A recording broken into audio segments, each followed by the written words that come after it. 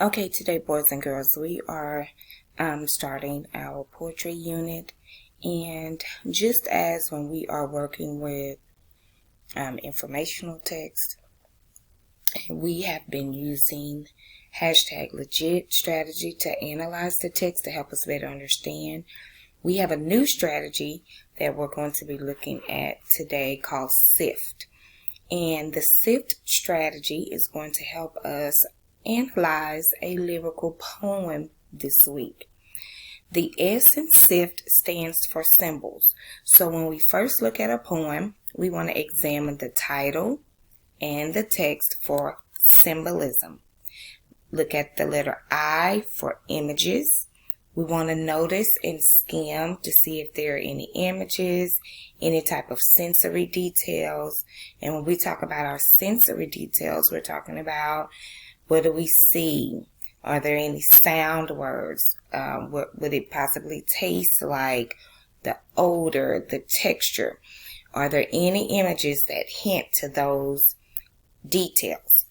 Then we're looking at figurative language. We've talked about figurative language many times before this year.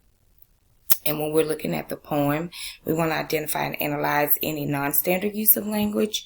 That's that figurative language. Metaphors, where we're comparing two things without using the words like or as. Similes, where we are again comparing two things, but we are using the words like or as. Any repetition of words or refrains. Omissions, unusual word order, the size of the word, slang, excuse me. And then we want to look at the tone and the theme. And we've talked about these words before as well. What is the message or the moral of the poem? And why did the author create this work? So we will be using the SIFT strategy to help us this week analyze the poem Life Doesn't Frighten Me by Maya Angelou.